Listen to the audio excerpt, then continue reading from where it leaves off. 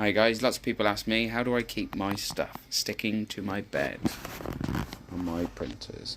Well, basically I use Getac JT16 glue sticks. It's got PVP in it, so it's not like your normal Pritt stick, and it just makes everything stick to it.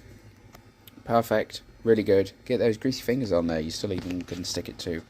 Right, so give us a subscribe, like, whatever, and we'll be doing some more videos, hopefully about bamboos, maybe some Crealities and some Prusas. Let me know what you think, guys, and let me know what you'd like to know.